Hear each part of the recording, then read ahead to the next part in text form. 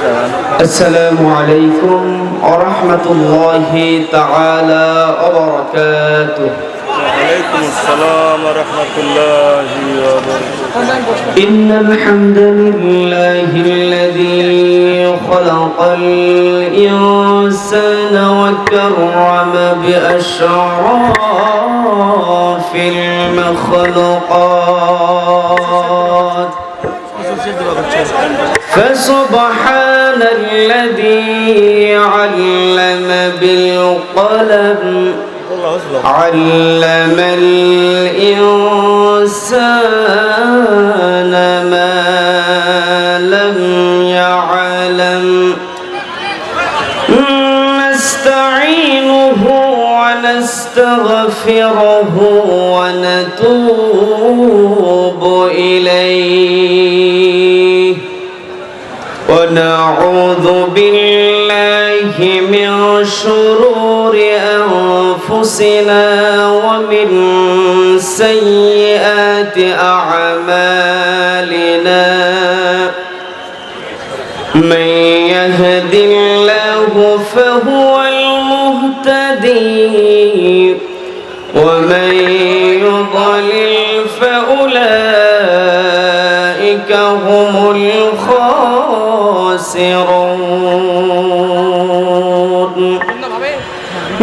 نشهد أن لا إله إلا الله وحده لا شريك له، ونشهد أن سيدنا وحبيبنا ومولانا محمدا عبده ورسوله، الذي أرسله الله تعالى بالهدى ودين الحق ليظهره على الدين كله، وكفى بالله شهيدا. وداعيا إلى الله بإذنه وسراجا وقمرا منيرا. فقد قال الله تعالى في كلامه المجيد والفرقانه الحميد. সবাই পড়ুন আউযু বিল্লাহি মিনাশ শাইতানির রাজীম।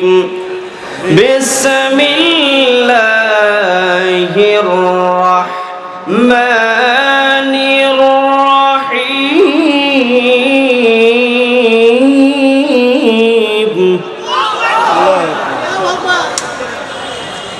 اتل ما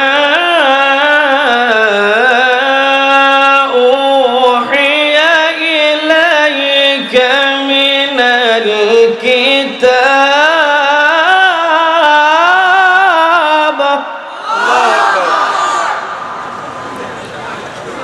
اتل ما أوحي إليك من الكتاب وأقم الصلاة.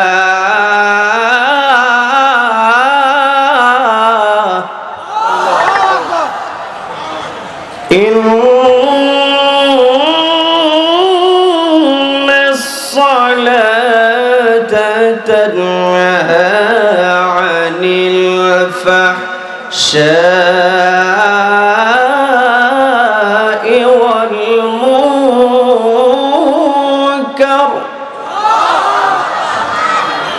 ولذكر الله أكبر والله يعلم ما تصنعون.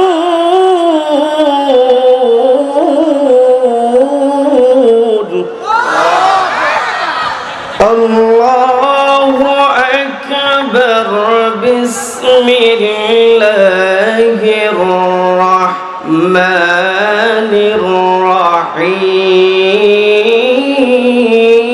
الرحيم إن الله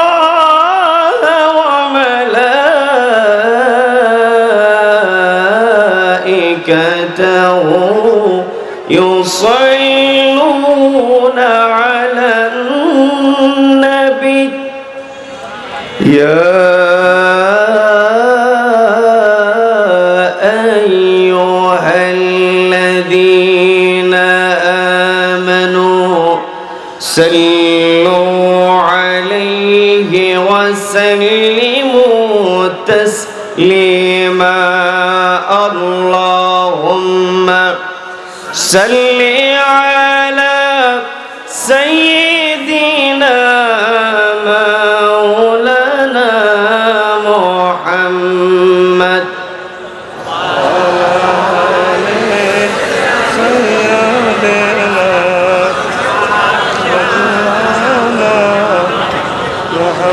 সকলের অন্তরে বিশ্ব নবীর প্রতি দরদ মোহাব্বত ভালোবাসা আছে না নেই? কম না বেশি? তাহলে আওয়াজটাও হতে হবে। তাহলে শরীরের সমস্ত শক্তি কণ্ঠনালীতে উদিত করে বিশ্ব নবীর প্রেম অতর হয়ে জবান ছেড়ে দিয়ে সকলের কণ্ঠের সঙ্গে কণ্ঠ মিলিয়ে আমরা একযোগে পড়ছি আল্লাহুম্মা সাল্লি আলা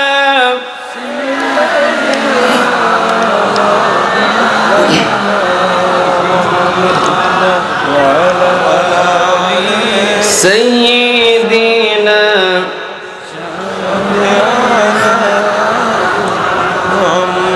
যে মানুষ মানুষের বেদনা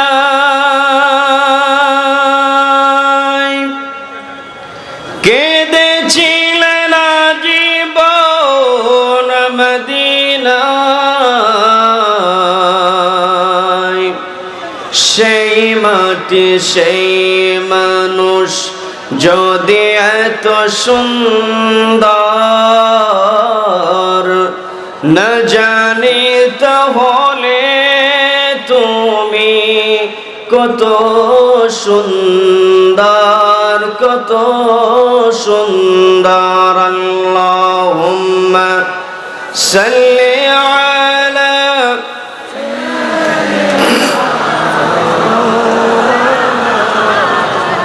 ওয়া আলা আলি সাইয়্যিদিনা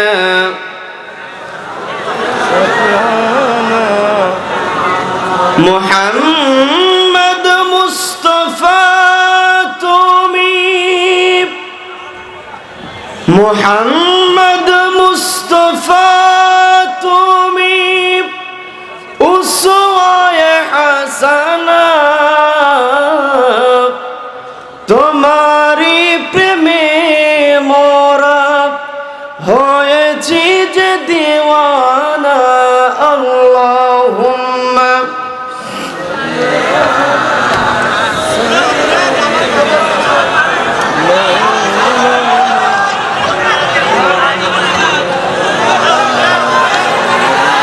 সাইয়্যিদিনা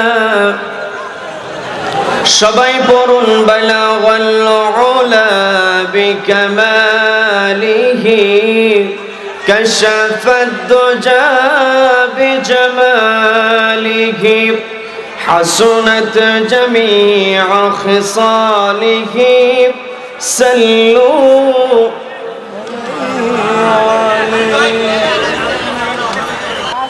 দেশের অন্যতম প্রসিদ্ধ জেলা বগুড়া জেলার শাহজাহানপুর উপজেলার ডমনপুকুর আমিনিয়া কামিল মাদ্রাসার 104তম অধিবেশন 4 দিন ব্যাপী পবিত্র ইসালে সওয়াব ও ওয়াজ মাহফিলের আজকের চতুর্থ অধিবেশন সমাপনী অধিবেশনের সম্মানিত সুযোগ্য অনারেবল প্রেসিডেন্ট সভাপতিত্ব করছেন বগুড়া ৭-এর গাবতলী শাহজাহানপুর মাননীয় সংসদ সদস্য জনাব রেজাউল করিম বাবলু সাহেব, আজকের মাহফিলের সম্মানিত প্রধান অতিথি জননেতা AKM আসাদুর রহমান দুলু সাহেব, আজকের মাহফিলের মধ্যমণি, আজকের মাহফিলের প্রধান আলোচক, প্রধান বক্তা, আন্তর্জাতিক খ্যাতি সম্পন্ন মুফাসসিরে কোরআন, বাংলাদেশের তাফসির জগতের এক উজ্জ্বল নক্ষত্র, আলোকিত কোরআনের পাখি আলহাজ হাফেজ মাওলানা মুহাম্মদ মুফতি আমির হামজা সাহেব, তিনি আমাদের মাঝে উপস্থিত হয়েছেন। তার নির্দিষ্ট টাইমে তিনি মঞ্চে উপস্থিত হয়ে কোরআনের কথা আপনাদেরকে শোনাবেন। আল্লাহ রাব্বুল আলামিন তার কণ্ঠকে আমৃত্যু কোরআনের জন্য কবুল করে নিন, বলেন আমিন। সম্মানিত হাজিরিন, উপস্থিত হয়েছেন সম্মানিত অতিথিবৃন্দ, আমন্ত্রিত মেহমানবৃন্দ, বিশেষ অতিথিবৃন্দ, উপস্থিত হয়েছেন হযরত উলামায়ে কেরাম, তলাবায়ে ইলম, বিশেষ করে আমার সামনে বসে আছেন বিভিন্ন প্রান্ত থেকে আগত,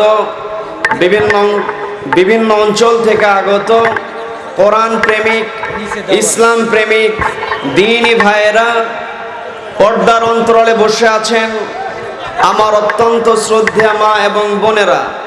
আলোচনার সূচনায় আমি আপনাদেরকে অভিনন্দন জানাচ্ছি আল্লাহ রাব্বুল আলামিনের শেখানো ভাষায়, বলছি আসসালামু আলাইকুম ওয়া রাহমাতুল্লাহি তাআলা ওয়া বারাকাতুহু। ওয়া আলাইকুম আসসালাম ওয়া রাহমাতুল্লাহি। সম্মানিত হাজিরিন, শুরুতেই কৃতজ্ঞতা আদায় করছি সেই মহান মুনিবের দরবারে, যিনি আমাদেরকে সারাদিনের হাজারো কর্মব্যস্ততার পর, ক্লান্ত শরীর নিয়ে ঘরে ফেরার পর সেই ক্লান্তিকে উপেক্ষা করে কোরআনের আকর্ষণে, এই কোরআনের জালসায় যে মহান মুনিব আমাদেরকে আসার এবং বসার তৌফিক দান করলেন, সে মহান মুনিবের দরবারে আমরা কৃতজ্ঞতা আদায় করছি।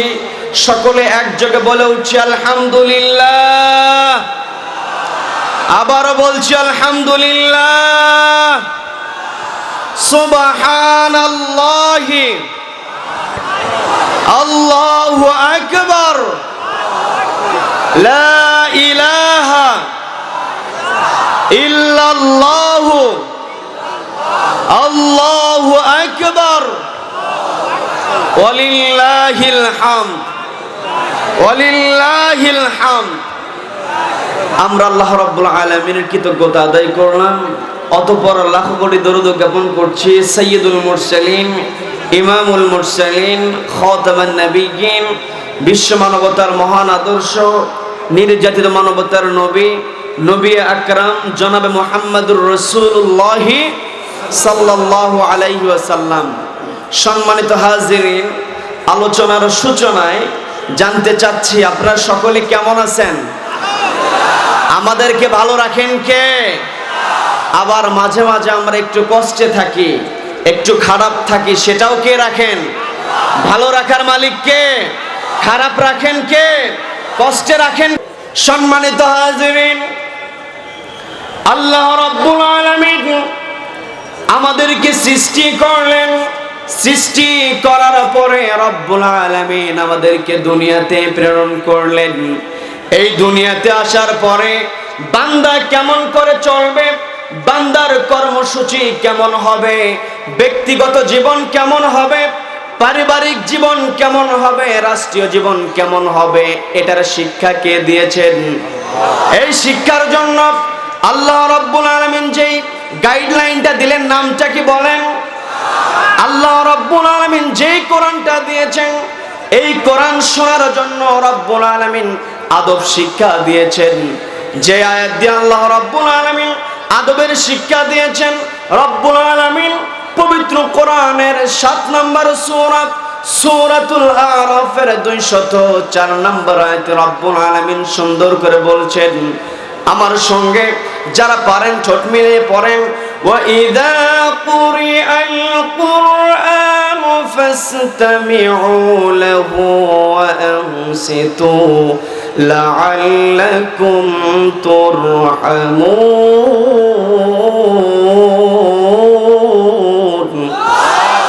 আল্লাহ রাব্বুল আলামিন বললেন ওয়াইদা কুরিয়াল কুরআন, যখন কোরআন থেকে তেলাওয়াত করা হবে, যেখানে কোরআন থেকে আলোচনা করা হবে, ফাসতামিউ লাহু, তোমরা সেই কোরআনের আয়াতটাকে, কোরআনের তাফসীরটাকে শ্রবণ করো, ওয়া আনসিতু, চুপ থেকে শ্রবণ করো। শ্রবণ করতে হবে, সেই সঙ্গে চুপ থাকতে হবে, দুইটা কাজ করতে হবে। দুইটা কাজ করার পরে আল্লাহ রাব্বুল আলামিন বান্দার উপরে খুশি হয়ে লাআল্লাকুম তুরহামুন, আল্লাহ রাব্বুল আলামিনের যত রহমতের দরজা আছে, দুইটা কাজ করে যদি বান্দা কোরআন মনোযোগ দিয়ে চুপ থেকে যদি বান্দা শুনতে পারেন, আল্লাহ রাব্বুল আলামিনের যত রহমতের দরজা আছে, সমস্ত রহমতের দরজা রাব্বুল আলামিন বান্দার জন্য খুলে দেন। সুবহানাল্লাহ। তার মানে রহমতের দরজা যদি আমরা আমাদের জন্য খুলে নিতে চাই, এই রকম কিচিরমিচির করলে হবে না। সম্মানিত হাজিরিন, আমরা এখানে কোরআন শুনতে এসেছি। আল্লাহ রাব্বুল আলামিন আমাদেরকে দুনিয়াতে প্রেরণ করেছেন। দুনিয়াতে আসার পরে আমাদের কর্মপদ্ধতি কেমন হবে, এটার জন্য আল্লাহ রাব্বুল আলামিন যুগে যুগে অসংখ্য নবী রাসূল প্রেরণ করেছেন। আমাদের জন্য যে নবীকে প্রেরণ করেছিলেন, সেই নবীর ব্যাপারে আল্লাহ রাব্বুল আলামিন নিজেই পরিচয় দিয়ে বলছেন, ওয়ামা আরসালনাকা ইল্লা রাহমাতাল লিল আলামিন। তার মানে এমন একজন নবীকে আমরা পেয়েছি, যেই নবীকে আল্লাহ রাব্বুল আলামিন জগৎ সমূহের জন্য রহমত বানিয়ে দিয়েছেন। বলেন না সুবহানাল্লাহ। সেই নবীর উম্মত আমরা হয়েছি। ওই নবীকে আল্লাহ রাব্বুল আলামিন আমাদের জন্য আদর্শ বানিয়ে দিয়েছেন। আল্লাহ রাব্বুল আলামিন সৃষ্টি করে বান্দা কেমনে চলবে, এটার জন্য গাইডলাইন দিয়ে দিলেন। এই গাইডলাইনটা হচ্ছে একটা থিওরি বুক। এই থিওরি বুকটা শুধুমাত্র আমরা যদি একাকি পড়ি, অনুকরণ ছাড়া আমরা থিওরি বুকটা মেনে চলতে পারবো না। যেটার কারণে আল্লাহ রাব্বুল আলামিন আমাদের জন্য একজন প্র্যাকটিক্যাল পাঠিয়ে দিলেন। তিনি হলে বিশ্বনবী জনাবে মুহাম্মদুর রাসূলুল্লাহ সাল্লাল্লাহু আলাইহি ওয়াসাল্লাম। সম্মানিত হাজিরিন, আমরা দুনিয়াতে খেয়াল করে দেখেছি, যখন কোনো ছাত্র সায়েন্সে ভর্তি হয়ে যায়, সায়েন্সের ছেলেপেলেদের ক্লাস যখন হয় সপ্তাহে 7টা দিন, ক্লাসের মধ্যে খেয়াল করে দেখবেন 4টা দিন তাদেরকে থিওরি পড়ানো হয়, অন্তত হলেও 2টা দিন প্র্যাকটিক্যালের ব্যবস্থা আছে না নাই? আছে। আবার দেখবেন একই সঙ্গে পরীক্ষা শুরু হয়ে যাচ্ছে সায়েন্সের স্টুডেন্টের এবং আর্টসের স্টুডেন্ট, কমার্সের স্টুডেন্ট, কিন্তু অপেক্ষাকৃত শেষ সময়ে শেষ হচ্ছে, দেরিতে শেষ হচ্ছে সায়েন্সের স্টুডেন্টদের। কারণ সায়েন্সের স্টুডেন্টরা যে থিওরি পরীক্ষাগুলো দিয়েছে, এই থিওরি পরীক্ষাগুলোর প্র্যাকটিক্যাল না যদি শিখতে পারে, কখনো তারা বিজ্ঞানে সফলতা অর্জন করতে পারবে না। এই জন্য দুনিয়ার জ্ঞানের জন্য সামান্য সায়েন্স পড়ে যদি প্র্যাকটিক্যালের ব্যবস্থা করতে হয়, আর আল্লাহ রাব্বুল আলামিন যেই কিতাবটা আমাদেরকে দিলেন, যেই কিতাবটা আমাদের জন্য বিশ্বনবীর উপরে নাজিল করলেন, সেই কিতাবটা আমরা প্র্যাকটিক্যালি কাকে দেখে শিখব? এই জন্য বিশ্বনবীকে আমাদের মাঝে প্রেরণ করলেন। বিশ্বনবীর প্রতি আল্লাহ রাব্বুল আলামিন পবিত্র কোরআন নাজিল করে বিশ্বনবীকে অর্ডার করলেন, ওগো নবী, উতলু মা উহিয়া ইলাইকা মিনাল কিতাবি ওয়া আকিমিস সালাহ।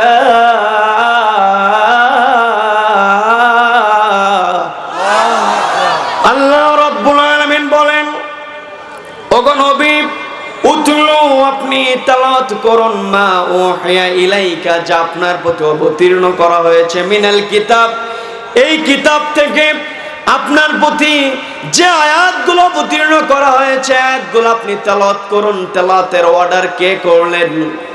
সবাই বলেন, কে করলেন? আল্লাহ রাব্বুল আলামিন অর্ডার করলেন। আবার আল্লাহ রাব্বুল আলামিন কোরআন তেলাওয়াতের অর্ডার করে।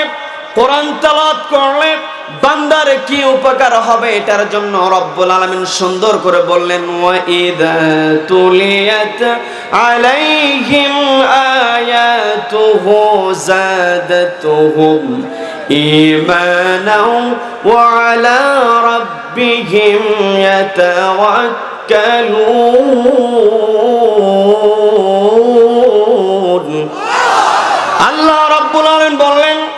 ইযা তুলিয়াত আলাইহিম আয়াতুহু, যখন মুমিন বান্দার সামনে আল্লাহ রাব্বুল আলামিনের কোরআনের আয়াত তেলাওয়াত করা হবে, যাদাতুহুম ঈমানা, ঈমান আল্লাহ রাব্বুল আলামিন বৃদ্ধি করে দিবেন। তার মানে এই জায়গায় যে আমরা বসতে পারলাম, এই জায়গায় যখন আমরা কোরআনের আলোচনা শুনছি, আমাদের ঈমানটা বৃদ্ধি করে দিবেন কে? আমাদের ঈমান বৃদ্ধি পাবে। কিন্তু যারা কোরআনের শত্রু, তারা কিন্তু কোরআন তেলাওয়াত এটা কখনো চায় না। কথা বলেন ঠিক কিনা? কিন্তু যতই তারা ষড়যন্ত্র করুক না কেন, ন্যায়ের পক্ষে আল্লাহ রাব্বুল আলামিন সব সময় সহযোগিতা করেছেন। অন্যায়ের পক্ষে যারা ছিল কখনো সফল হতে পারে নাই। মুসা আলাইহিস সালাতু ওয়াস সালামের দিকে তাকান। মুসা আলাইহিস সালাতু ওয়াস সালামকে ফেরাউন কত অত্যাচার করলো, কিন্তু ফেরাউন মুসা আলাইহিস সালাতু ওয়াস সালামকে দাবিয়ে রাখতে পারে নাই। ওই ফেরাউনকে পানিতে চুবিয়ে মারলেন কে? সেই আল্লাহ আজও আছে না নাই? সুতরাং নমরুদকে যে আল্লাহ রাব্বুল আলামিন দুনিয়া থেকে বিদায় করলেন, যে আবু জেহেল বিশ্বনবীর বিরুদ্ধে ষড়যন্ত্র করলো, সেই আবু জেহেলকে আল্লাহ রাব্বুল আলামিন দুনিয়া থেকে বিদায় করলেন। তাদের উত্তরসূরি দুনিয়াতে খুঁজে পাওয়া যাবে না।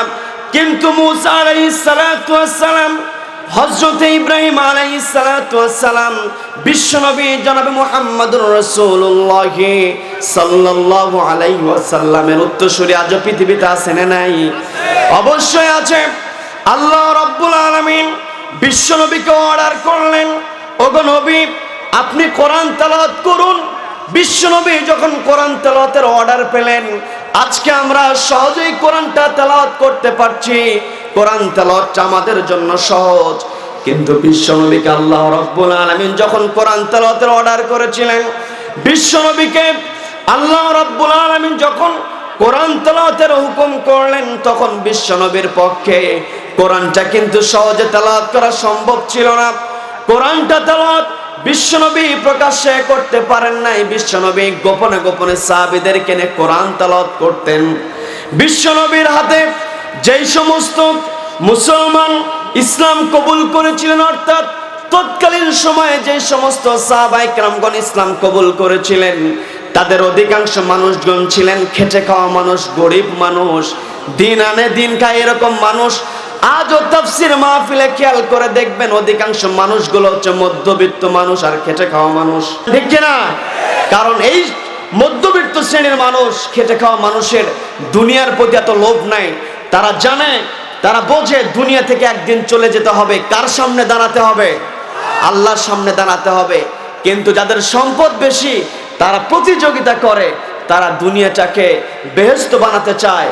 কিন্তু একদিন সব কিছু ছেড়ে একজন গরিব মানুষ, যার বাড়ি করে থাকার মতো জায়গা নাই, ওই ব্যক্তিও যেভাবে দুনিয়া থেকে বিদায় হয়ে যায়, সাদা একখান কাপড় নিয়ে যখন দুনিয়া থেকে বিদায় হয়ে যায়, একজন বড়লোক মানুষ যার লক্ষ কোটি টাকা আছে, তাকেও কিন্তু ওই অবস্থায় বিদায় নিতে হয়। কথা বলেন ঠিক কিনা?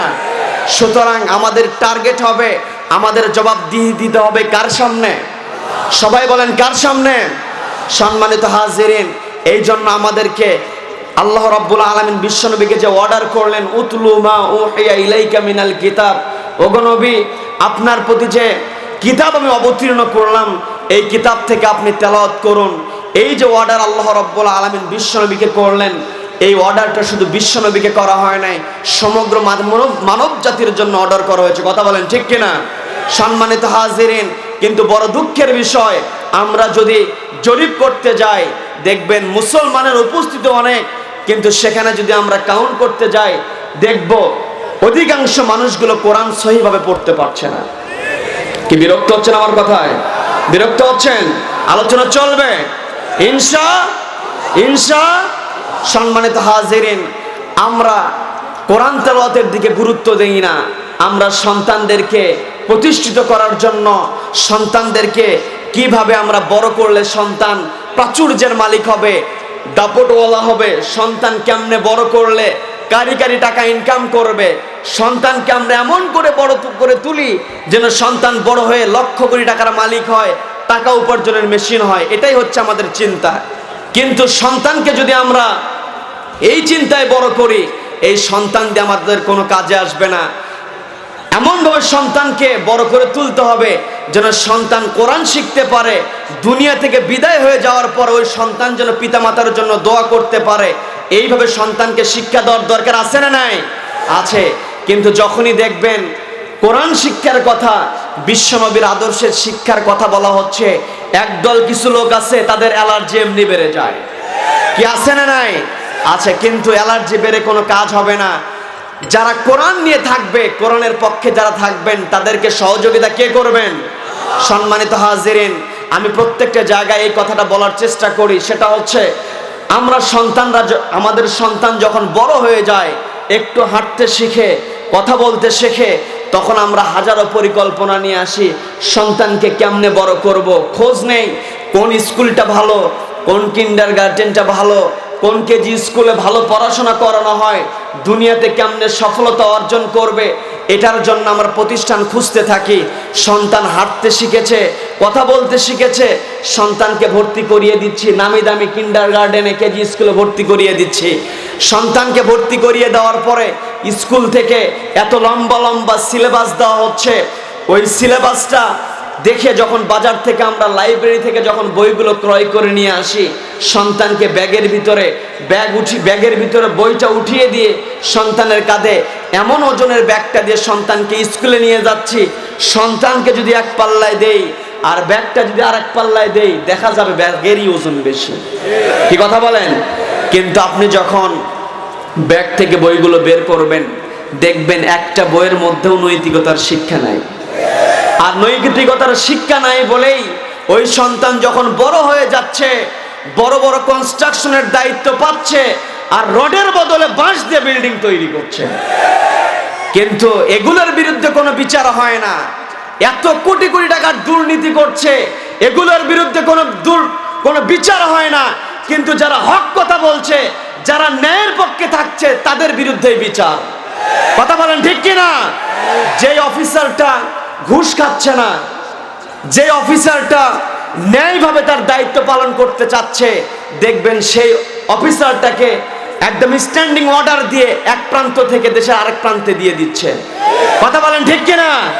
দেখা যাচ্ছে আসামির বিরুদ্ধে রায় হয়েছে, আসামি কারাগারে যাওয়ার পূর্বে ওই বিচারক বদলি হয়ে গেছে। এরকম ঘটনা আছে না নাই?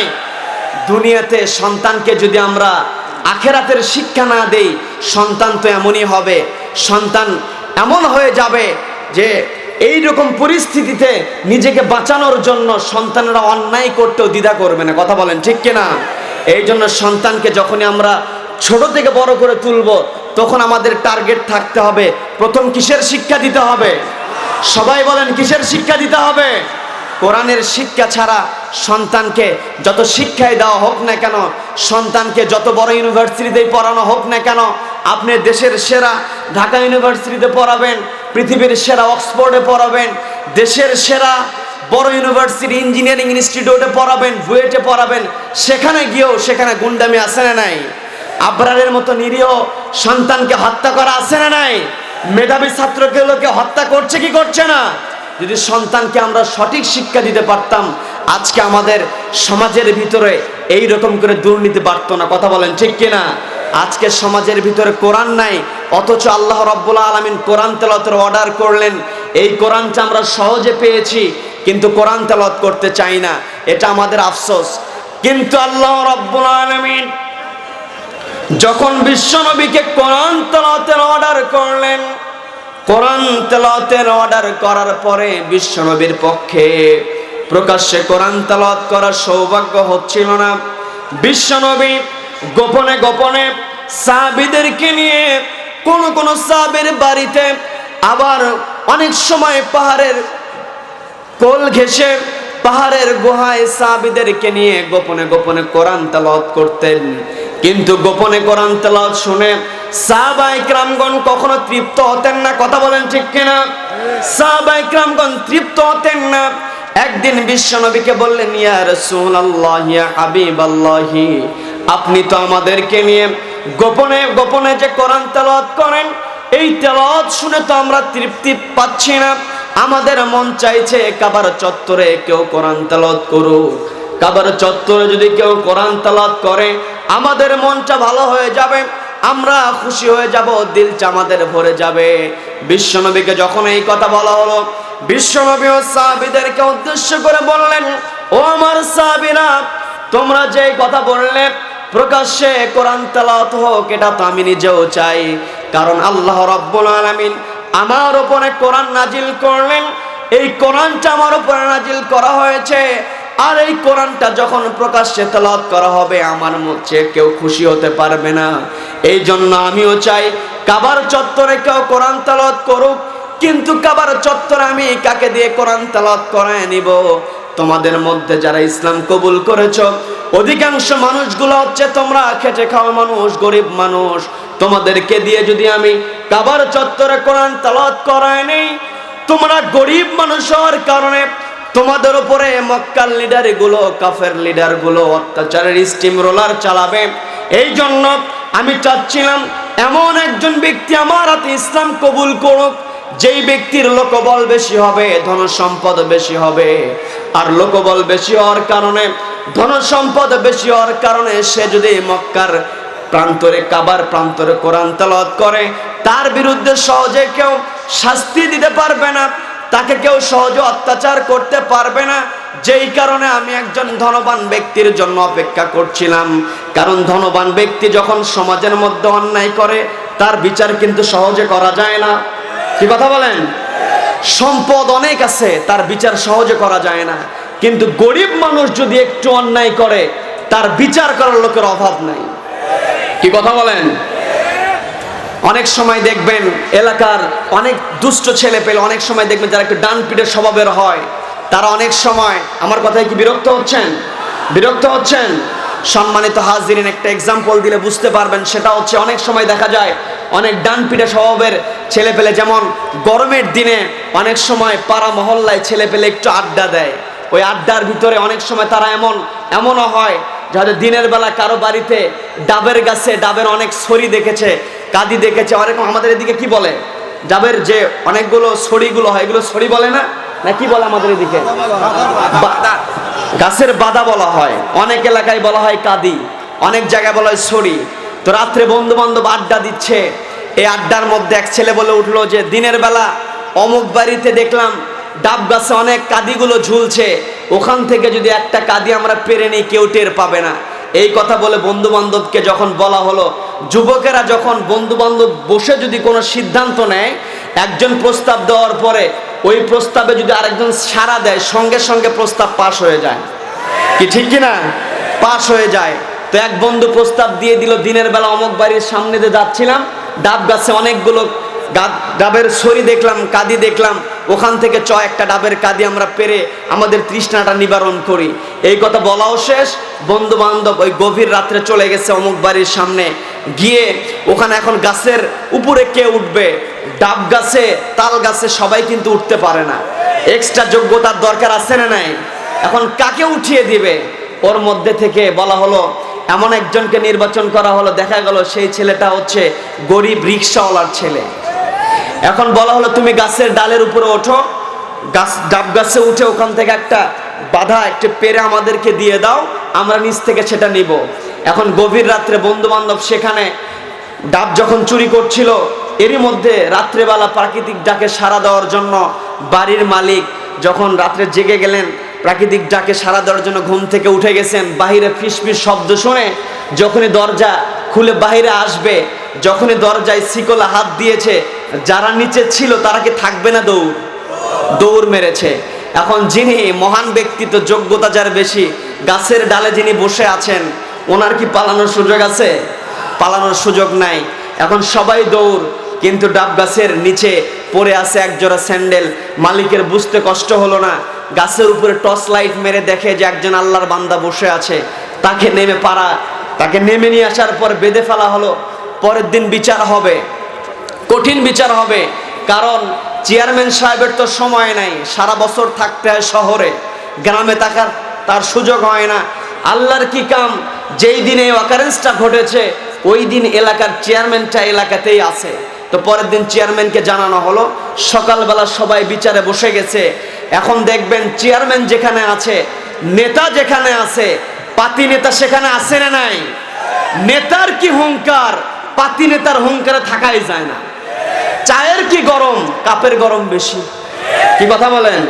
চা আপনি চুমুক দিয়ে ভিতরে নিতে পারছেন, কিন্তু কাপটা ধরার জন্য এক্সট্রা ডান্ডির দরকার আছে না নাই? আজকে আমাদের সমাজের অবস্থাও তাই হয়েছে। নেতার সঙ্গে কথা বলা যায়, কিন্তু পাতি নেতার অত্যাচারে এলাকা থাকাই দুষ্কর হয়ে গিয়েছে। সম্মানিত হাজিরিন, পাতি নেতাগুলো বলছে যে বিচার আজকে হবে, কঠিন বিচার, কারণ চেয়ারম্যানের কাছে অন্যায়ের কোনো ছাড় নাই। কঠিন বিচার হবে আজকে। বিচারা বসে গেছে, এত বড় সাহস, রাত্রেবেলা ডাব গাছে উঠে ডাব পাড়ে। বিচার আজকে হবে, ঠ্যাং ভেঙে ঘরে বসে রেখে দেওয়া হবে। এখন বাচ্চা ছেলে চিন্তা করছে, হাই রে, কিসের ডাব চুরি করতে গিয়েছিলাম, এই ডাব চুরি করতে গিয়ে আজকে ঠ্যাংটা হারাচ্ছি, পাটা হারাচ্ছি। পা যদি হারিয়ে যায়, ভিক্ষার থালা ছাড়া আমার কোনো উপায় নাই। কি কথা বলেন?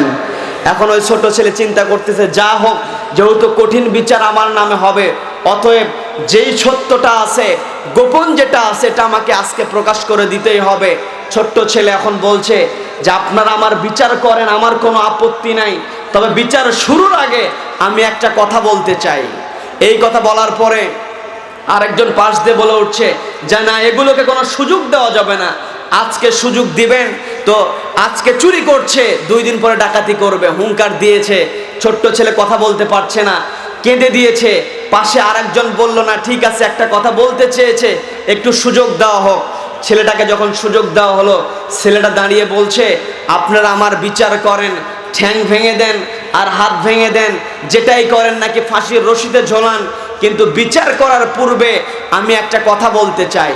বলে কি কথা?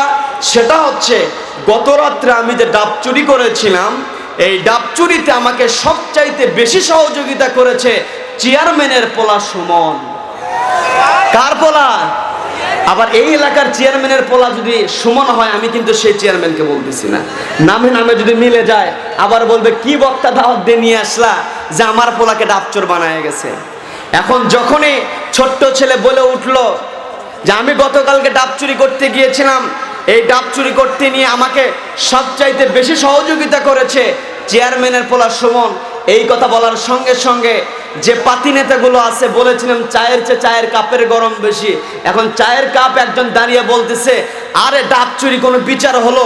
ছোটবেলায় আমরা কত আম জাম লিচু পেরে খেলাম, এটা কোনো বিচারই না। কি কথা বলেন? কারণ একটু আগে যখন ছিল গরিব কৃষকের সন্তান, তার বিচার করার লোকের অভাব ছিল না, যখনই দেখলো চেয়ারম্যানের পোলাও জড়িত আছে, তখন বিচারটাই উল্টে গেল। কথা বলেন? আজও সমাজে খেয়াল করে দেখবেন, যার ধন সম্পদ বেশি আছে, যার ক্ষমতা বেশি আছে, এই ক্ষমতার দাপট দেখিয়ে সত্যকে মিথ্যা বানিয়ে দিচ্ছে, মিথ্যাকে সত্য বানিয়ে দিচ্ছে। কথা বলেন ঠিক কিনা? বিচারককে ক্ষমতার দাপট দেখিয়ে এমন ভাবে ব্যবহার করছে, ভালো মানুষের বিরুদ্ধে সিগনেচার করিয়ে নিয়ে ওই সমস্ত বিচারককে দেশের মাটিতে না রেখে বাইরে পাঠিয়ে দিচ্ছে। কথা বলেন ঠিক কিনা? দুনিয়াতে এগুলো করা যাবে, দুনিয়াতে এগুলো করা যাবে, কিন্তু আখিরাতের বিচারক কে? কে বিচারক? ওই দিন আল্লাহকে উল্টা পাল্টা বুঝতে দেওয়ার কোনো সুযোগ আছে? সম্মানিত হাজিরিন, আল্লাহ রাব্বুল আলামিন বিশ্বনবীকে যখন কোরআন তেলাওয়াতের অর্ডার করলেন, বিশ্বনবী সাহাবীদেরকে নিয়ে গোপনে গোপনে কোরআন তেলাওয়াত করছিলেন। গোপনে গোপনে যখন কোরআন তেলাওয়াত করছিলেন, একটা পর্যায়ে প্রকাশ্যে কোরআন তেলাওয়াতের যখন সাহাবায়ে কেরামগণ বলতে শুরু করলেন যে ইয়া রাসূলুল্লাহি, প্রকাশ্যে কোরআন তেলাওয়াতের ব্যবস্থা করেন, বিশ্বনবী তখন বলেছিলেন, আমি একজন ধনাঢ্য ব্যক্তির জন্য অপেক্ষা করছি, যেই ধনাঢ্য ব্যক্তি ইসলাম কবুল করলে তাকে দিয়ে কাবার চত্বরে আমি কোরআন তেলাওয়াত করায় নিব। এই কথা যখন বললেন, সঙ্গে সঙ্গে বিশ্বনবীর ছোট্ট সাহাবী, বয়স 12 থেকে 15 হবে, আব্দুল্লাহ ইবনে মাসউদ দাঁড়িয়ে গেলেন। আব্দুল্লাহ ইবনে মাসউদ দাঁড়িয়ে গিয়ে বললেন, ইয়া রাসূলুল্লাহ, ইয়া হাবিবাল্লাহ, আপনি তো বললেন কাবার চত্বরে যদি কোরআন তেলাওয়াত করা হয় আপনি খুশি হয়ে যাবেন, আপনার দিলটা ঠান্ডা হয়ে যাবে। আপনি যদি আমাকে অনুমতি দেন, আপনি যদি আমাকে হুকুম দেন, আমি আপনাকে সন্তুষ্ট করার জন্য কাবার চত্বরে কোরআন তেলাওয়াত করতে আমি প্রস্তুত। বিশ্বনবীকে যখন ছোট্ট সাহাবী, কিশোর সাহাবী যখন প্রস্তাব দিলেন, প্রস্তাব দেওয়ার পরে বিশ্বনবী বললেন, আব্দুল্লাহ রে, তুমি তো ছোট মানুষ, তুমি তো বালক, তুমি তো নিঃস্ব মানুষ, তুমি যদি কাবার সামনে কোরআন তেলাওয়াত করতে যাও তাহলে মক্কার লোকেরা তোমার উপর অত্যাচারের স্টিম রোলার চালাবে। সুতরাং এইরকম দুঃসাহস তুমি করিও না, এইরকম দুঃসাহস করার তোমার দরকার নাই। কিন্তু আব্দুল্লাহ ইবনে মাসউদের টার্গেট হচ্ছে কাবার চত্বরে কোরআন তেলাওয়াত করে যদি বিশ্বনবীকে সন্তুষ্ট করা যায়, কে সন্তুষ্ট হয়ে যাবেন? কে সন্তুষ্ট হবেন? আল্লাহ রাব্বুল আলামিন সন্তুষ্ট হয়ে যাবেন। যার কারণে বিশ্বনবীর কাছে বারবার যখন আব্দুল্লাহ ইবনে মাসউদ অনুমতি চাচ্ছিলেন, একটা পর্যায়ে বিশ্বনবী যখন অনুমতি দিয়ে দিলেন, বিশ্বনবীর অনুমতি পাওয়ার সঙ্গে সঙ্গে বিশ্বনবীর ছোট্ট সাহাবী হযরত আব্দুল্লাহ ইবনে মাসউদ দৌড়ে চলে গেলেন কাবার চত্বরে। কাবার চত্বরে দৌড়ে হাজির হয়ে তিনি শুরু করে দিলেন, আর রহমান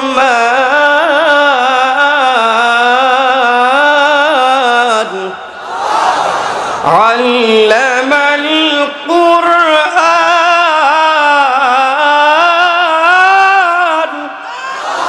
কাবার চত্বরে হযরতে আব্দুল্লাহ ইবনে মাসউদ যখন কোরআন তেলাওয়াত শুরু করলেন, ওই সময় মক্কার লোকেরা যারা উপস্থিত ছিল সকলেই চাতক পাখির ন্যায় আব্দুল্লাহ ইবনে মাসউদের দিকে তাকিয়ে চাতক পাখির ন্যায় যখন কোরআন থেকে তেলাওয়াত শুনছিল, তখন আবু জেহেল খেয়াল করে দেখলো সাধারণ মানুষগুলো তো চাতক পাখির ন্যায় এই ছোট্ট বালকের কোরআন তেলাওয়াত শুনছে।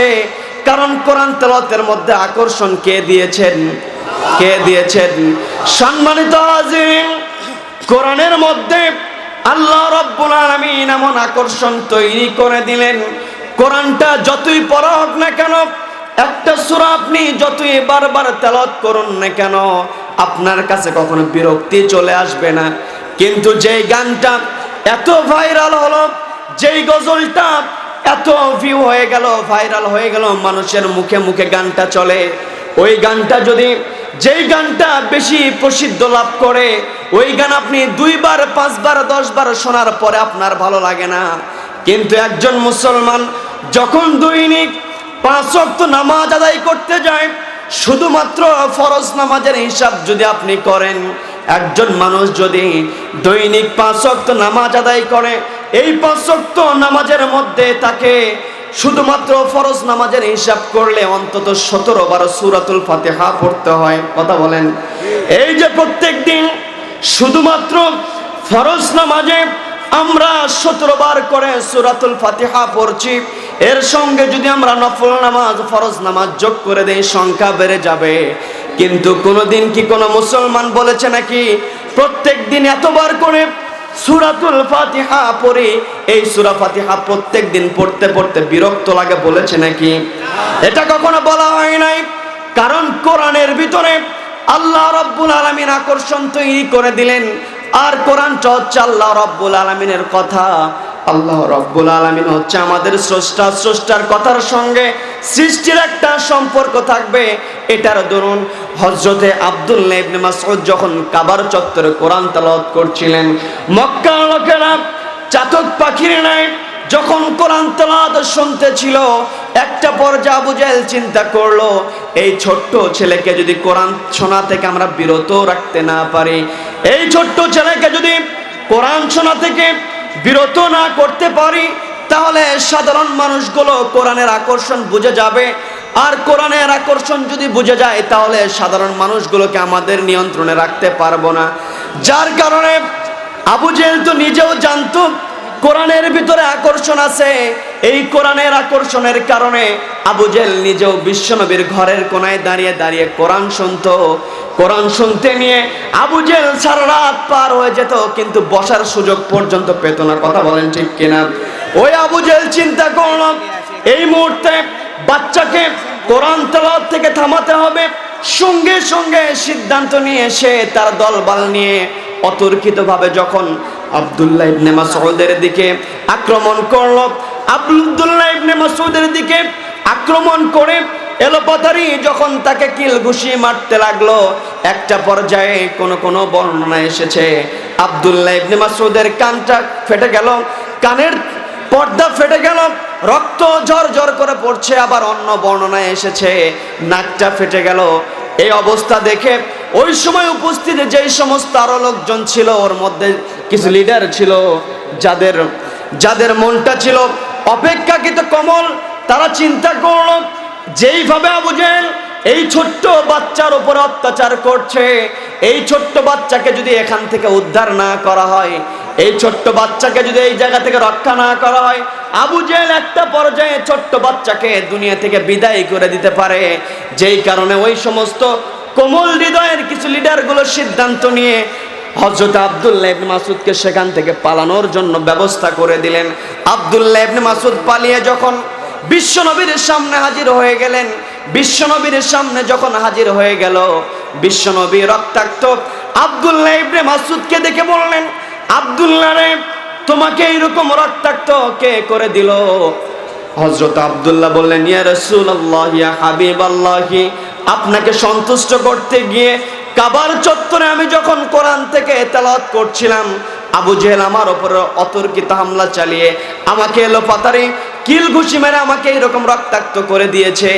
এই কথা বলার পরে বিশ্বনবী বললেন, আব্দুল্লাহ রে, তোমাকে আজ আবু জেহেল রক্তাক্ত করে দিল, তুমি কি আবু জেহেলকে কিছুই বলো নাই নাকি? হযরত আব্দুল্লাহ তখন বললেন, ইয়া রাসূলুল্লাহ, ইয়া হাবিবাল্লাহ, আমাকে আবু জেহেল যখন রক্তাক্ত করলো, আমি তো তাকে কোনো আঘাত করতে পারি নাই, তবে আবু জেহেলকে বলেছিলাম, আবু জেহেল রে, আজকে তোর ক্ষমতার চেয়ার আছে, আজকে তোর ক্ষমতা আছে, একদিন তোর ক্ষমতা থাকবে না। কথা বলেন ঠিক কিনা? আজকে যার সকালে যার ক্ষমতা আছে, বিকালবেলা ক্ষমতা থেকে টান দিয়ে নামিয়ে দিতে পারেন কে? সম্মানিত হাজিরিন, যখন আব্দুল্লাহ ইবনে মাসউদ বিশ্বনবীকে এই কথা বললেন, আমি আবু জেহেলকে বলেছি, তোর আজকে ক্ষমতা আছে, তুই আজকে একদিন তুই ক্ষমতা থেকে বিদায় যখন হয়ে যাবে, যেই দিন তোর ক্ষমতা থাকবে না, সেই দিন অবশ্যই তোকে আমি সাইজ করব। কি কথা বলেন ঠিক কিনা? বিশ্বনবীর সাহাবী হযরতে আব্দুল্লাহ ইবনে মাসউদ যখন বিশ্বনবীর সামনে রক্তাক্ত অবস্থায় হাজির হয়ে গেলেন, বিশ্বনবী আব্দুল্লাহ ইবনে মাসউদকে বললেন, ওগো মাসউদ, তুমি কি, ওগো আব্দুল্লাহ রে, তুমি কি আবু জেহেলকে কিছুই বলো নাই নাকি? আবু জেহেল তোমাকে রক্তাক্ত করে দিল, তুমি কি কিছুই বলো নাই? হযরত আব্দুল্লাহ ইবনে মাসউদ জবাব দিয়ে দিলেন, ইয়া রাসূলুল্লাহ, ইয়া হাবিবাল্লাহ, আবু জেহেল যখন আমাকে রক্তাক্ত করে দিল, আবু জেহেলকে আমি বলেছি, আজকে তোর ক্ষমতার চেয়ার আছে, এই ক্ষমতার চেয়ার একদিন তোর থাকবে না, যেই দিন তোর ক্ষমতা থাকবে না, সেই দিন তোকে আমি প্রতিশোধ নিব, তোর বিরুদ্ধে আমি প্রতিশোধ নিয়ে নিব। বিশ্বনবীকে যখন এই কথা আব্দুল্লাহ ইবনে মাসউদ বললেন, বিশ্বনবী হযরত আব্দুল্লাহ ইবনে মাসউদের পক্ষে দোয়া করেছিলেন, যে দোয়ার বদৌলতে যখন মুসলমানদের বিরুদ্ধে কাফেররা বদর যুদ্ধে মিলিত হয়েছিল, বদর যুদ্ধে দুই ভাই যখন আবু জেহেলকে আক্রমণ করেছিল, আবু জেহেলকে আঘাত করার পরে ঘোড়ার পিঠ থেকে যখন আবু জেহেল মাটিতে পড়ে গেল, মাটিতে পড়ে যাওয়ার পরে আবু জেহেল যখন রক্তাক্ত হয়ে গেল, সকলেই মনে করেছিল আবু জেহেল দুনিয়া থেকে বিদায় হয়ে গিয়েছে, কিন্তু আবু জেহেল তখনও দুনিয়া থেকে বিদায় হয় নাই। এই জন্য বিশ্বনবী সাহাবীদেরকে বললেন, ও আমার সাহাবীরা, তোমরা খোঁজ নিয়ে দেখো তো, তোমরা খোঁজ নিয়ে দেখো আবু জেহেল এখনো জীবিত আছে নাকি মারা গেছে। বিশ্বনবী যখন এই কথা বললেন, বিশ্বনবীর এই কথা শোনার সঙ্গে সঙ্গে সমস্ত সাহাবীগণ যখন দৌড়ে ওই কুখ্যাত আবু জেহেলের কাছে যাচ্ছিল, তখন আব্দুল্লাহ ইবনে মাসউদ সকলকে থামিয়ে দিলেন, থামিয়ে দিয়ে বললেন, ও আমার সাথীরা, ও আমার ভাইরা, আজকে তোমরা কেউ আবু জেহেলের কাছে যেতে পারবে না, কারণ আবু জেহেল, আমি যেদিন কাবার চত্বরে সর্বপ্রথম কোরআন তেলাওয়াত করেছিলাম, কোরআন তেলাওয়াত করার অপরাধে আবু জেহেল ওই দিন আমাকে রক্তাক্ত করেছিল, সুতরাং আবু জেহেলের সামনে যাওয়ার একমাত্র অধিকার আমার, আমি আবু জেহেলের মোকাবেলা করব। এই কথা বলার সঙ্গে সঙ্গে সমস্ত সাহাবী যখন থেমে গেলেন, হযরত আব্দুল্লাহ ইবনে মাসউদ এগিয়ে চলে গেলেন আবু জেহেলের কাছে, গিয়ে যখন দেখলেন আবু জেহেল তখন দুনিয়া থেকে বিদায় হয় নাই, আবু জেহেলের শ্বাস প্রশ্বাস তখনও বিদ্যমান, তখন আবু জেহেলের বুকের উপরে চড়ে হযরত আব্দুল্লাহ ইবনে মাসউদ বললেন, ওরে আবু জেহেল, ওই দিন তোর ক্ষমতা ছিল, আজকে তোর ক্ষমতা কোথায় গেল? কি কথা বলেন? আজকে যাদের ক্ষমতা আছে, ক্ষমতার অপব্যবহার করে ভালো মানুষকে কষ্ট দিতে পারে, কিন্তু একদিন তাদের কাছ থেকে ক্ষমতা ছিনিয়ে নিতে পারেন কে? আব্দুল্লাহ ইবনে মাসউদকে রক্তাক্ত দেখে সাহাবা ইকরামগণ বললেন, আব্দুল্লাহ রে, তুমি যে আজকে দুঃসাহস করেছো কাবার চত্বরে কোরআন তেলাওয়াত করতে গিয়ে তুমি যে রক্তাক্ত হয়েছো, এই রকম দুঃসাহস তুমি আর আগামীতে কখনো করবে না। কারণ এই রকম দুঃসাহস করলে আজকে হয়তো তুমি তোমার জানটা নিয়ে কোনো মতো পালিয়ে আসতে পেরেছো, কিন্তু আগামীতে যদি এইরকম দুঃসাহস করো তখন তোমাকে কাফেররা দুনিয়া থেকে বিদায় করে দিতে পারে। এইভাবে যখন আব্দুল্লাহ ইবনে মাসউদকে বলা হচ্ছিল, তখন আব্দুল্লাহ ইবনে মাসউদ বলছিলেন, ও আমার সাথীরা, আমার নবী যদি চায় আগামীকালকে আবারও কাবার চত্বরে কোরআন তেলাওয়াত করলে আমার নবী খুশি হবেন। তোমরা যদি চাও কাবার চত্বরে আমাকে আবারও কোরআন তেলাওয়াত করতে হবে, বিশ্বনবী যদি আমাকে আগামী দিনে আবারও কাবার চত্বরে কোরআন তেলাওয়াত করতে অনুমতি দেন, তাহলে অবশ্যই আমি আগামীকালকে নিজের জান দিয়ে হলো কাবার চত্বরে কোরআন তেলাওয়াত করতে প্রস্তুত। কি কথা বলেন, ঠিক কিনা? সম্মানিত হাজিরিন, এই যে একটা স্পিড তার ভিতরে ছিল, ইমানি স্পিড, যারাই কোরআনের কথা যারা বলবে, যারা ইসলামী আন্দোলনের কর্মী যারা হবেন, তাদেরকে যত কষ্টই দেওয়া হোক না কেন, আব্দুল্লাহ ইবনে মাসউদকে যেমন কষ্ট দিয়ে দমিয়ে রাখা যায় নাই, ঠিক তেমনি আজও দেখবেন ইসলামী আন্দোলনের কর্মীদেরকে অবৈধভাবে মামলা দেওয়া হচ্ছে, হামলা দেওয়া হচ্ছে। পৃথিবীর যেই প্রান্তেই তাকাবেন আপনি, মিশরের দিকে তাকান, ফিলিস্তিনের দিকে তাকান, যেদিকেই দেখবেন যেখানে ইসলামী আন্দোলনের কর্মীদেরকে অবৈধভাবে রিমান্ডে নিয়ে যেখানে অত্যাচার করে আঙ্গুলের নখ পর্যন্ত উপরিয়ে দেওয়া হচ্ছে, আবার ইলেকট্রিক শক পর্যন্ত দেওয়া হচ্ছে, হাজার পাওয়ারের লাইট দিয়ে ইসলামী আন্দোলনের কর্মীদেরকে কষ্ট দেওয়া হচ্ছে, আর বলা হচ্ছে তোমরা আন্দোলন করতে পারবা না। কিন্তু ওই সমস্ত ইসলামী আন্দোলনের কর্মী যখন জামিনে বের হয়ে আসছে, তারা নিজের পরিবারের সঙ্গে দেখা করার পূর্বে ইসলামী আন্দোলনের নেতার সঙ্গে দেখা করে। কারণ তাদের ভিতরে আছে আব্দুল্লাহ ইবনে মাসউদের আদর্শ, তাদের ভিতরে আছে খুবাইবের আদর্শ। খুবাইবকে যেমন ফাঁসির অর্ডার দেওয়ার পরেও খুবাইবের চেহারার ভিতরে হাসির ঝিলিক ছিল, কারণ খুবাইব জানতেন দুনিয়ার মহাব্বত কোনো মহাব্বত নয়, মূলত মহাব্বত করতে হবে আখিরাতের মহাব্বত। কথা বলেন, ঠিক কিনা? দুনিয়ার ভালোবাসায় মত্ত থাকলে হবে না, আখিরাতকে ভালোবাসতে হবে। আখিরাতের সফলতাই হচ্ছে চূড়ান্ত সফলতা। কথা বলেন, ঠিক কিনা? দুনিয়াতে লক্ষ কোটি টাকা থাকতে পারে, দুনিয়াতে গাড়ি বাড়ি থাকতে পারে, ক্ষমতা থাকতে পারে, কিন্তু যদি জাহান্নাম থেকে কেউ যদি নিজেকে বাঁচাতে না পারে, তাকে কখনো সফল বলা যাবে? সফল বলা যাবে না। সফল ব্যক্তির পরিচয় আল্লাহ রাব্বুল আলামিন সুন্দর করে পবিত্র কোরআনের 3 নম্বর সূরা সূরাতুল ইমরানের 185 নম্বর আয়াতে কারিমায় রব্বুল আলামিন সুন্দর করে বলছেন, ফামান যুহযিহা আনিন নারি ওয়া উদখিলাল জান্নাতা ফাকাদ ফাজ।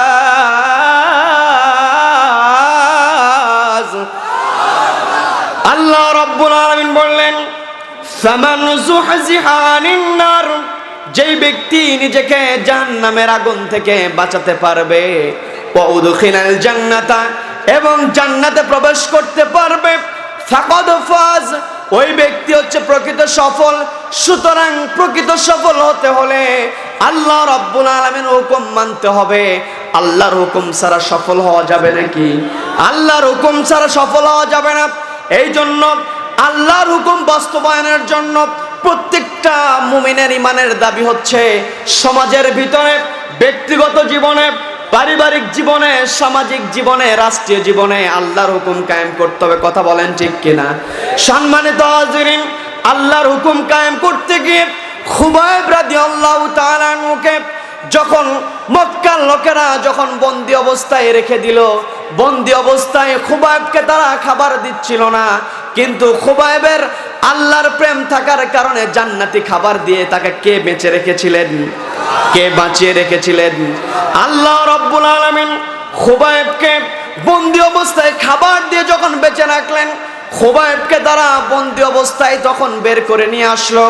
বন্দি অবস্থায় বের করে আনার পরে খুবাইবকে বলা হলো, খুবাইব রে, তুমি যে মুহাম্মাদের আনিত জীবন বিধানকে গ্রহণ করেছো, মুহাম্মাদের আনিত ধর্ম যে তুমি গ্রহণ করেছো, এই ধর্ম যদি তুমি ত্যাগ করো তোমাকে কিছুই করা হবে না, তোমাকে ছেড়ে দেওয়া হবে। এই কথা যখন বলা হলো, খুবাইব রাদিয়াল্লাহু তাআলা আনহু বললেন, আমাকে তোমরা মেরে ফেলতে পারো, জীবন আমার চলে যেতে পারে, তবু আমি ইসলাম ছাড়তে পারবো না। কথা বলেন ঠিক কিনা?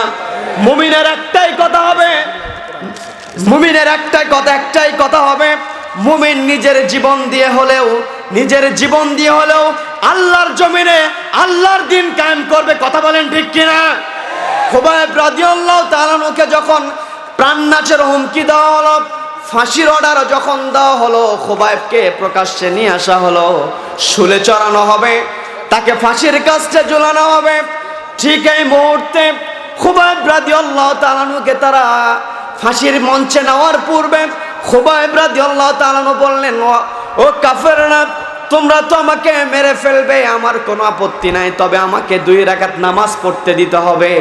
2 রাকাত নামাজের সুযোগ যখন দেওয়া হলো, তিনি নামাজটা লম্বা করলেন না, সংক্ষেপে তারা নামাজটা শেষ করে দিলেন। নামাজটা শেষ করার পরে কাফেরদের মাঝে যখন চলে আসলেন, কাফেররা ওই সময় খুবাইব রাদিয়াল্লাহু তাআলা পালানোর কোনো সুযোগ ছিল না।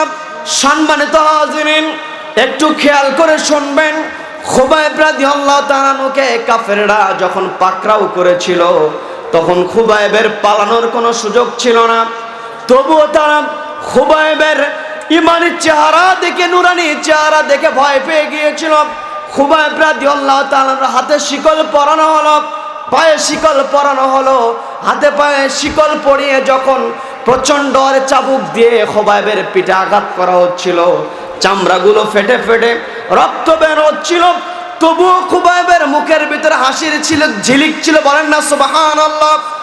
খুবাইব রাদিয়াল্লাহু তাআলা আনহুর এই করুণ দৃশ্যের বর্ণনা করছিলেন হযরত সাঈদ ইবনে আমির আল জুমাহি। তিনি বলছিলেন, আমি অবাক নয়নে দেখছিলাম, একজন মানুষকে দুনিয়া থেকে বিদায় করে দেওয়া হবে, একজন মানুষ দুনিয়া থেকে বিদায় হয়ে যাবে, যার ফাঁসির অর্ডার হয়ে গিয়েছে, দুনিয়া থেকে যাকে বিদায় করে দেওয়া হবে, তার মুখের কেমনে হাসির ঝিলিক আসে যায়, আমি বারবার অবাক হচ্ছিলাম। সম্মানিত হাজিরিন, ওই সময় খুবাইব মৃত্যুর সন্ধিক্ষণে দাঁড়িয়ে যেমন মুখে হাসি দিয়েছিলেন, আজও দেখবেন ইসলামী আন্দোলনের কর্মীদের বিরুদ্ধে অবৈধ মামলা দেওয়া হবে, অবৈধ হামলা চালানো হবে, ফাঁসির অর্ডার হয়ে যায়, তবুও খুবাইবের উত্তরসূরিগুলো আদালতের চত্বরে দাঁড়িয়ে 2টা আঙ্গুল উঁচু করে ভি চিহ্ন দেখায়। কথা বলেন ঠিক কিনা? খুবাইব রাদিয়াল্লাহু তাআলা আনহুকে যখন ফাঁসি দেওয়া হবে, খুবাইব রাদিয়াল্লাহু তাআলা আনহু মুখের ভিতরে হাসির ঝিলিক। আজও খুবাইবের উত্তরসূরিদেরকে ফাঁসির অর্ডার দেওয়ার পরেও তারা বিজয়ের চিহ্ন দেখিয়ে মুখে হাসির ঝিলিক ছড়িয়ে দেয়। কথা বলেন ঠিক কিনা? সম্মানিত হাজিরিন, শুধু এটাই নয়, খুবাইব রাদিয়াল্লাহু তাআলা আনহুর পালানোর কোনো সুযোগ ছিল না। সেখান থেকে খুবাইব রাদিয়াল্লাহু তাআলা আনহু যে পালাবেন সেই সুযোগ নাই। তারপরেও খুবাইবের হাতে শিকল পরানো হলো, পায়ে শিকল পরানো হলো।